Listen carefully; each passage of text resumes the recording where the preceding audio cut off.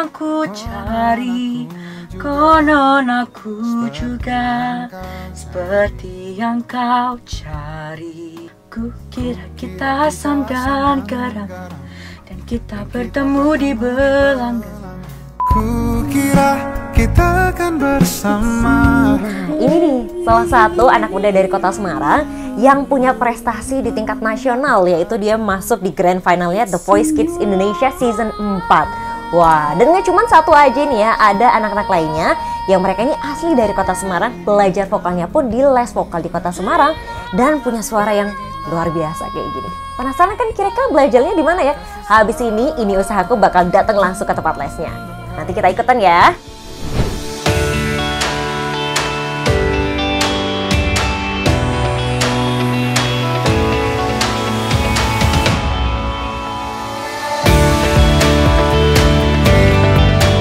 Nah, people, sekarang saya sudah bersama dengan Miss Alice, owner dari Joyful Vocal Course. Nah, jadi hari ini Hani berkesempatan banget ya, ini satu momen yang berharga loh, karena Miss Alice ini waktunya, jadwalnya tuh padat banget. Makanya seperti yang tadi kita lihat di awal kan, murid-muridnya ini pada mateng dan jadi gitu ya. Saya jadi penasaran, ini gimana caranya sih Miss Alice kemudian bisa mengembangkan bakat-bakat dari anak-anak terutama yang di kota Semarang ya, sampai kemudian bisa di tingkat nasional itu mereka berprestasi di bidang vokal ya terutama. Rahasianya apa sih Miss? Apa ya, kalau saya bilang rahasia sih, saya selalu bilang anak-anak bahwa ketekunan itu bisa mengalahkan talenta orang gitu. Jadi saya selalu bilang sama mereka, latihan setiap hari. Tidak makan makanan tertentu yang saya misalnya suruh begini, ini tidak boleh, ini tidak boleh, ini tidak boleh, begitu. Mereka lebih disiplin. Makanya saya bilang nggak usah jauh-jauh les ke saya kalau tidak ikutin disiplinnya, peraturannya atau cara yang belajar yang saya ajarin gitu. Jadi ya sekali lagi bahwa tekun dulu dan apa ya, nyoba terus apa yang saya ajarin. Oke, ini menjawab pertanyaan saya selama ini sih, karena saya selalu mikir sebenarnya kalau orang nggak bakat bisa nggak sih ngelakuin hal itu? Berarti kalau mau tekun bisa ya Miss? Bisa. Saya pegang dari yang fals. Kalau beberapa saya dapat misalnya suaranya sudah bagus nih, beberapa saya dapat yang suaranya yang bahkan mereka pun malu dengar suara mereka dulu. Gitu. Saya bilang sama mereka, ya memang tugasnya guru itu adalah merubah dari yang nggak bisa jadi bisa, atau menemukan memang mereka yang belum bisa jadi bisa, atau memang sudah bisa jadi tambah bisa begitu. Oke, jadi istilahnya semua murid bisa diterima di sini ya, nggak harus yang udah jadi dulu gitu ya? Enggak. Semua murid, kadang kita nggak tahu bahwa dia memang punya bakat kalau kita nggak ketemu kan gitu. Makanya saya selalu bilang sama dia bahwa nggak bisa apa, saya selalu bilang kalau mereka tanya anak saya bisa nyanyi nggak, kita coba Bu. Anak saya bakat nggak, saya bilang saya nggak tahu kalau bakat, tapi kalau bisa nyanyi nggak, nanti minimal pasti ada perubahannya. Gitu. Oh begitu ya. Tapi les nyanyi kan bukan cuma buat nyanyi. Betul. Emang bisa apa lagi nih? Nah, saya ngajar beberapa misalnya owner dari perusahaan besar, misalnya mereka itu untuk jadi pembicara, bagaimana harus menekankan powernya di bagian-bagian tertentu, di bagaimana gesturnya mereka harus berbicara begitu. Nah, dan juga beberapa ada murid yang memang mereka tidak mau lomba, mereka butuh untuk misalnya kuliah, mereka harus presentasi atau menaikkan PD gitu supaya PD-nya lebih bagus gitu. Berarti public speaking seperti itu? Iya juga, makanya kami selalu berdiri, kenapa selalu ada cermin besar supaya mereka bisa melihat wajahnya, mimik mukanya, gestur berdirinya, bahkan biasanya misalnya kita perbaikin juga, ada yang mereka yang agak bungkuk gitu, kita kasih tahu juga bagaimana harus berdirinya, di mana letaknya, tidak boleh terlalu begini atau begitulah. Oh, ternyata banyak hal ya? Banyak hal. Memang vokal apalagi juga menjadi dasar dari public speaking. Betul, termasuk penampilan. Oh, begitu? Betul. Kalau mereka datang, saya selalu bilang sama mereka jangan pakai baju tidur ke sini gitu. Apalagi mereka yang sudah istilahnya jadi entertainer atau jadi artis lah di TV. Kadang anak-anak datang itu mereka kan sesuatu, wah ketemu artis gitu. Mereka foto, saya bilang kamu pakai celana begini gitu. Beberapa sampai nangis kadang. Saya sobek bajunya di sini. Saya bilang nggak bisa kayak gini, nggak bisa. Kamu tidak bisa jadi public figure dengan penampilan yang tidak diperhatikan. Bukan masalah mahal dan murah kan, masalah pantas atau tidak gitu.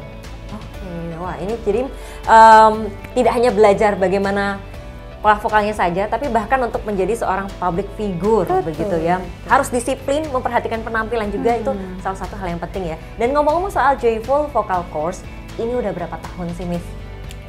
Kalau Joyfulnya itu 7 tahun, 8 tahun, tapi kalau saya sendiri dulu sebelum punya nama, maksudnya saya masih jalan ke beberapa kursusan juga, 2 tahunan, jadi saya ngajar tuh total 10 tahun. 10 tahun? Berarti 10 memang tahun. Basicnya seorang penyanyi atau lulusan seni seperti itu atau bagaimana? Bukan, saya basicnya adalah worship leader, penyanyi di gereja, dan saya basicnya sarjana teologi. Tapi ternyata potensinya di sini ya? Iya, dan sebenarnya dulunya saya kalau dibilang orang suaranya kamu bagus, buat saya itu apaan sih gitu, karena buat saya semua orang Batak suara bagus menurut saya. Bener sih, ini bener banget soalnya.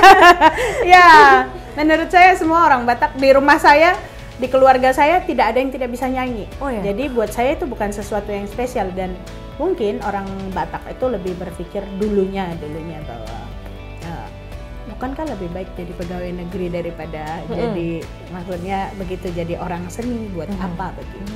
Jadi buat saya itu bukan pegawai negeri doang, jadi misalnya kayak pekerjaan yang beneran ngantoran gitu. Jadi buat saya dulu ini tuh terjebak, bukan keinginan gitu. Jadi setiap orang bilang suara kamu bagus gitu, buat saya apaan gitu. Jadi bukan sesuatu yang saya sukai gitu, karena semua orang bisa nyanyi gitu. Buat saya bukan spesial gitu. Tapi ketika saya tekunin, saya ngerti bahwa semua orang bisa nyanyi, tapi tidak semua orang jadi penyanyi. Iya, betul. Itu beda. Dan kemudian bisa sampai Semarang, gimana nih ceritanya, Miss? Dulu waktu saya kuliah semester akhir sebelum lulus, saya dipanggil oleh salah satu instansi di sini untuk kerja, maksudnya membantu di sini gitu. Tapi saya belum lulus waktu itu. Lalu mungkin karena mereka sering lihat saya nyanyi, mereka mulai tawarin anak saya dong diajarin nyanyi. Saya bilang saya nggak punya basic gitu. Saya bernyanyi karena saya orang Batak, hanya itu gitu. Dan saya cuma tahu waktu saya belajar nyanyi, saya baru tahu bahwa semua yang saya lakukan itu salah gitu. Oh gitu? Iya, jadi ternyata tekniknya tidak begini. Kenapa suara saya serak? Kenapa saya nggak pede?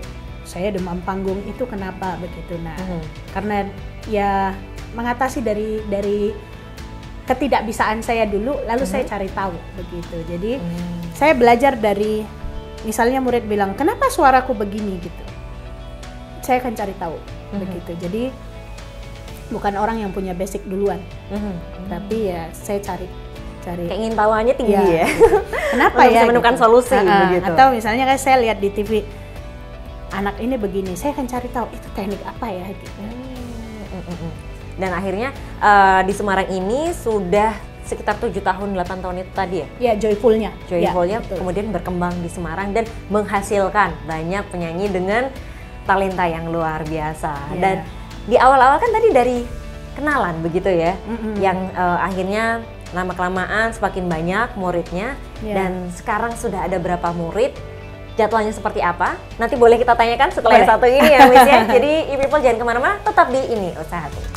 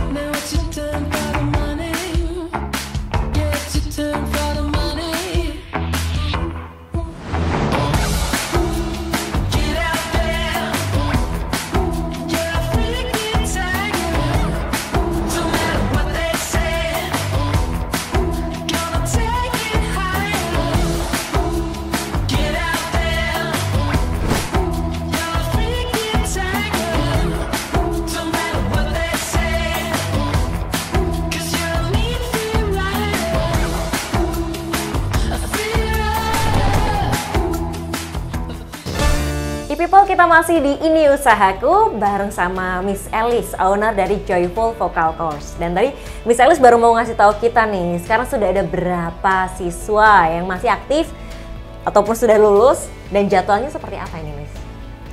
Kalau masih aktif itu seminggu itu ada 100 kelas kurang 100 lebih. 100 kelas sama jamnya beda-beda tapi ya? Iya, makanya saya mulai, dan pandemi menolong saya. Karena kalau sebelum pandemi anak sekolah kan jadwalnya sudah tertata. Betul. Kalau karena pandemi rata-rata mereka bisa masuk pagi, bisa lebih siang. Nah, malam-malam itu biasanya mereka yang sudah bekerja atau jam makan siang jam 12 biasa kadang ada dokter datang ke sini les atau Ibu Kapolres datang gitu begitu. Jadi makanya yang saya bilang mungkin orang sedang jenuh dan cari kegiatan, dan kebetulan kan karena pandemi menolong online. Maka saya bisa atur dengan 100 kelas itu, kalau tidak ya nggak bisa juga gitu. Jadi dari jam 7 pagi, kadang saya dari jam 5 pagi sampai jam 12 malam gitu. Dan itu non-stop.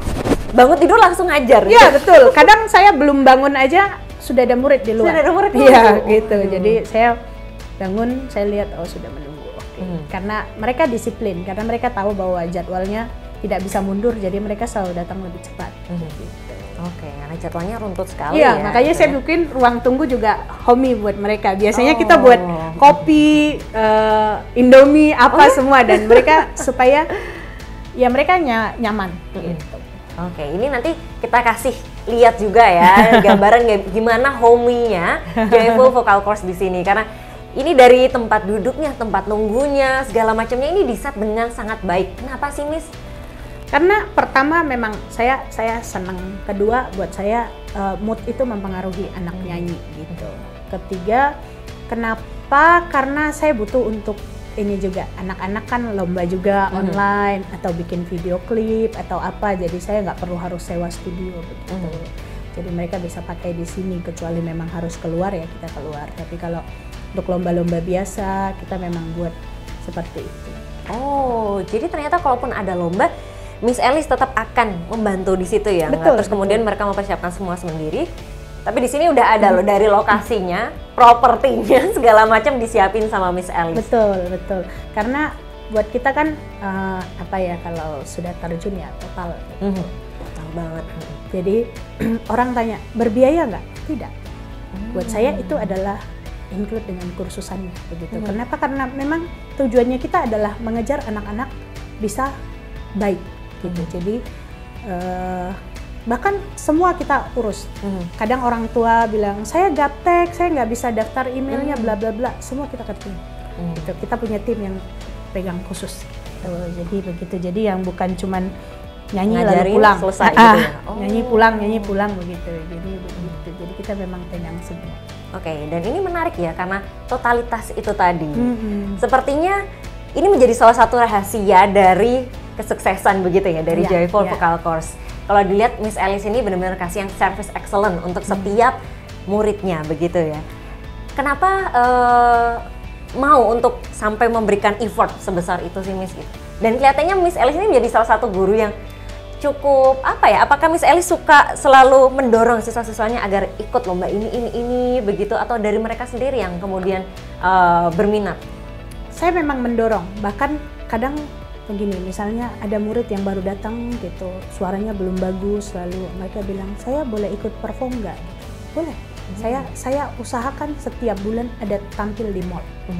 Saya paksa mereka untuk lomba, mulai dari lomba yang gampang sampai yang benar-benar nasional bahkan internasional. Bulan ini saya akan siapin murid untuk ke Amerika berlomba dengan salah satu anak artis yang kalau nonton lagi heboh banget mereka. Nah, kita juga akan prepare ke sana gitu.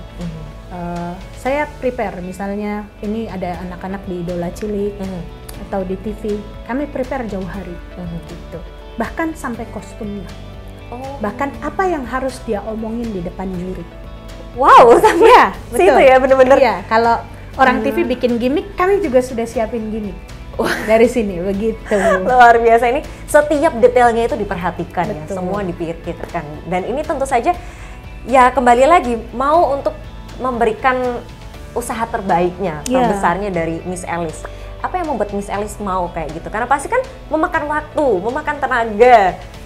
Saya lihat satu, saya orang yang sayang banget kalau potensi orang dikembangkan itu. Kedua adalah buat saya mereka datang ke sini tuh harapannya besar. Bagaimana mungkin orang dari Jakarta setiap 2 minggu sekali datang kalau dia tidak butuh sesuatu, tidak punya pengharapan besar. Lalu kenapa saya harus mengecewakan mereka yang beneran memang mencari sesuatu? Tapi semuakah saya buat begitu? Rata-rata. Tergantung bagaimana mereka meminta dan bagaimana mereka berniat. Gitu. Karena buat saya kalau mereka tidak niat, saya tidak terlalu paksa.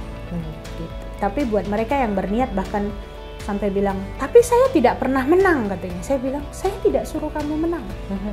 Saya suruh kamu lomba. Anggap itu ujian supaya saya tahu bagaimana kekurangannya gitu. Kenapa saya harus perform gitu. Saya bilang, kamu harus taklukin panggung. Kadang mereka nangis di bawah. Mamahnya tanya, anak saya nangis bagaimana? Naik tidak? Naik. Tapi nangis, naik. Nanti kalau jelek malu-maluin Miss Alice, siapa yang bilang? Saya nggak peduli, orang mau bilang, tapi Alice muridnya masih ada yang nyanyinya masih standar. Saya bilang, mereka berproses, ya kan? Tidak serta-merta, tidak semua murid yang saya temukan sudah bagus. Gitu. Nggak, semua kadang dari yang benar-benar tidak mau diajak ngomong, dari diam doang. Saya bilang, do, re. Ada yang kayak gitu juga ya ternyata. Mi, fa.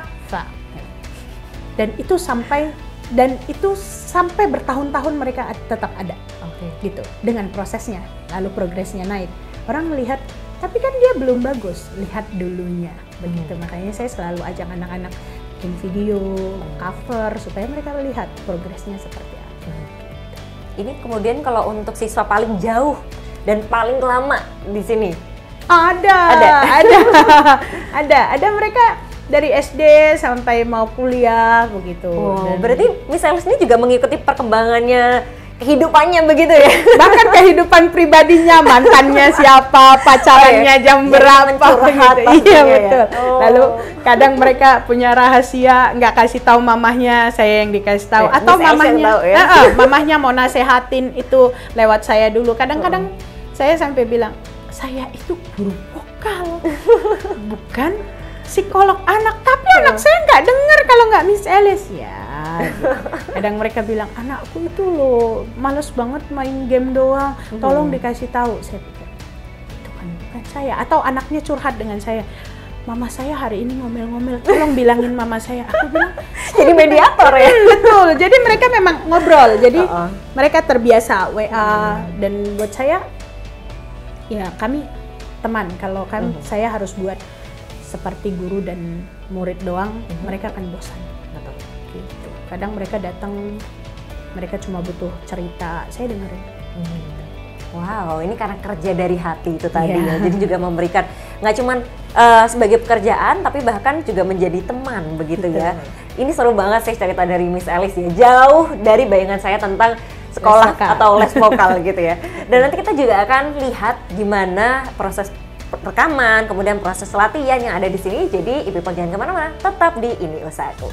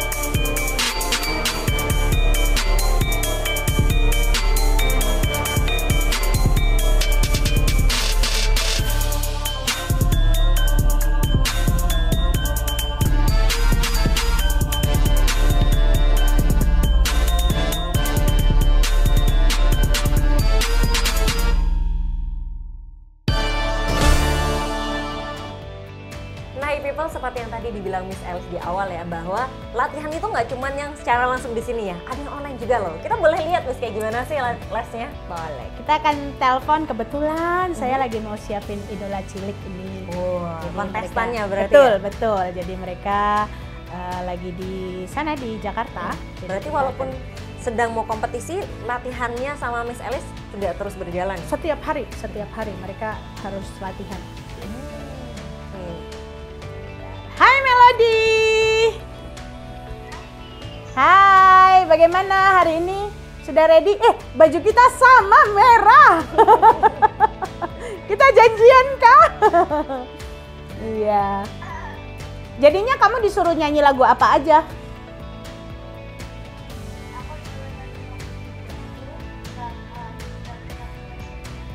Oke, siap.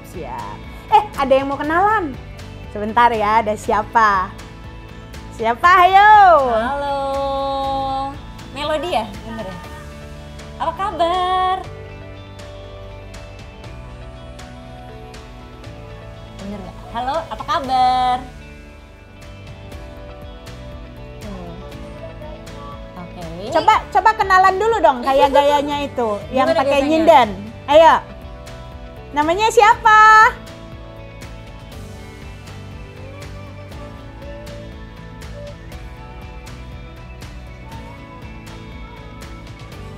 Wih, luar biasa suaranya ya. Yeay. Kayak yang kita lihat di YouTube ya. Ini berarti latihannya biasanya kayak gimana, Miss? Kalau mau mulai latihannya? Kita akan mulai dari pemanasan dulu. Biasanya kami akan warming up sebentar. Di sini saya pakai tap, cuman nggak apa-apa lah. Oke, Mel, tangan di dada, yuk.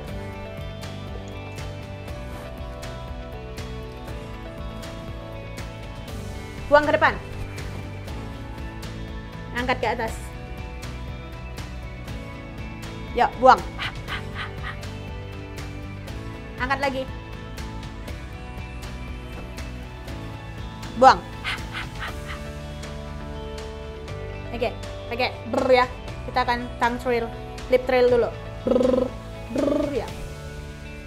Oke.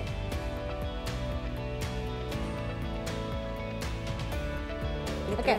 Oke aja nadanya naik terus ya? Jadi nadanya akan naik terus, lalu kan awalnya dari lip langsung ke tongue trail jadi lidahnya, lalu mereka akan berlari supaya nafasnya bagus begitu. Oke, kita coba di ini dulu aja ya, yang William langsung ya. William, yuk sambil lari yuk.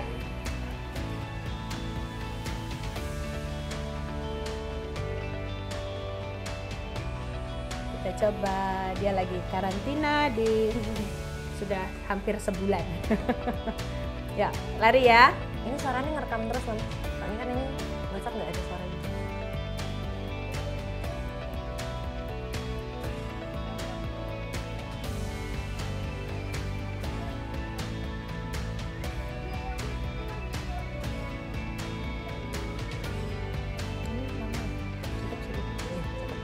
Oke, Mel.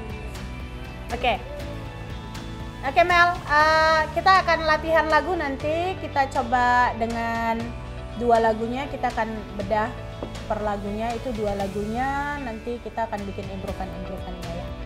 Nah, kalau itu tadi kita udah lihat gimana latihan secara online-nya. Sekarang kita lihat yang latihan offline-nya langsung bareng sama salah satu muridnya. Nah, ini kita udah bareng sama Tasya. Tasya ini mau latihan apa? Kok pakai sarung tinju? Pemanasan. Oke, ini ada satu lagi. Aku cobain ya. Mau ikutan belajar sama Tasya. Biasanya latihannya kayak gimana nih? Latihan pernapasannya? Latihan pernapasannya biasanya ini buat yang itu buat melatih. Oke, ini saya cuman latihan pakai sarungnya sih nggak ya? Vokalnya sih Tasya aja ya. Coba gimana Tasya dimulai dulu.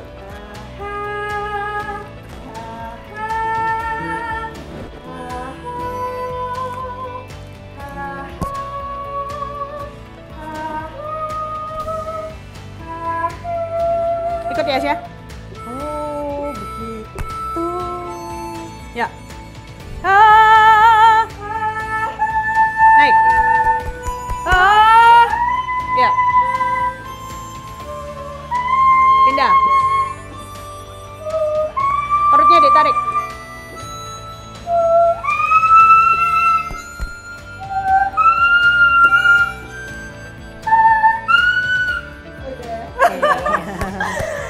Luar biasa. Oke, ya. Ini kenapa harus gini sih tangannya?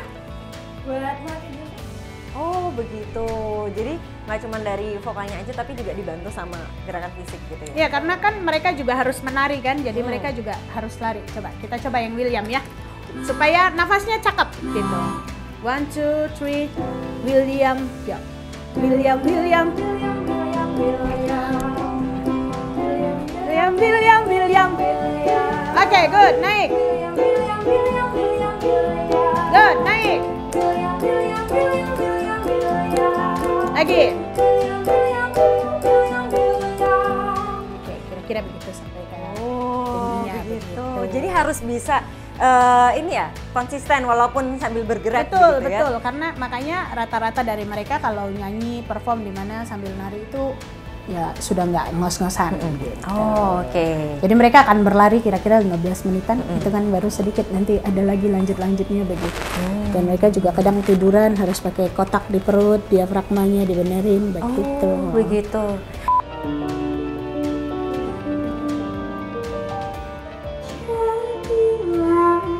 Aku kamu dan dirinya berada di dalam dusta yang tercipta. Mengapakah harus ku rasa? Kayaknya tangan yang satunya tetap harus gerak. Duka cintamu kita berawal karena cinta. Biarlah cinta yang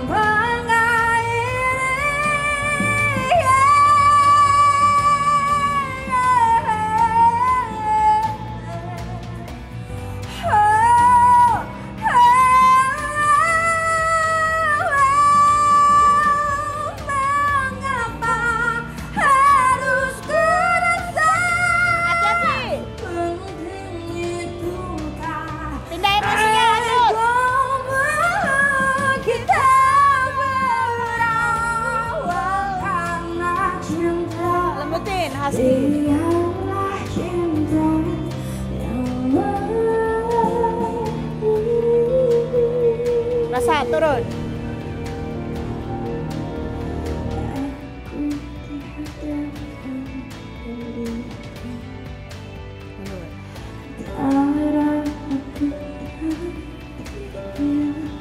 Power naik dikit aja.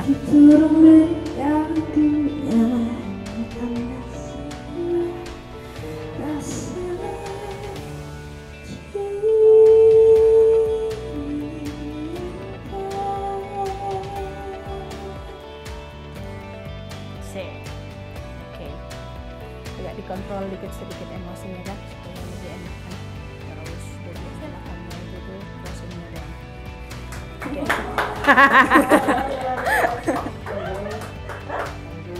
Agnes mau nikah. Oke people, luar biasa banget ya, tadi kita udah ngeliat gimana sih proses latihan di Joyful Vocal Course. Aduh, udah angkat tangan pokoknya, luar biasa, keren banget Miss Elis. Terima kasih juga Ya. atas waktunya. Dan pertanyaan terakhir, kalau ada yang pengen latihan di sini gimana caranya Miss?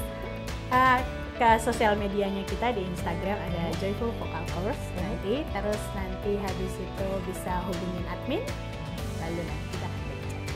Oke, baiklah. Jangan lupa untuk dicek di Instagramnya ya. Terima kasih sekali lagi Terima untuk Miss kasih. Elis. Iya. Saya Hanin Romalita beserta seluruh kerabat kerja yang bertugas undur diri ya. Jangan lupa buat e-people, buat yang punya usaha lainnya yang unik, menarik, pengen kita promoin, langsung aja DM ke Instagram @semarangpemkot. Buat yang terpilih akan kita liput secara gratis. Jangan lupa nonton Ini Usahaku setiap hari Kamis di YouTube channel Semarang Pemkot. Sampai jumpa!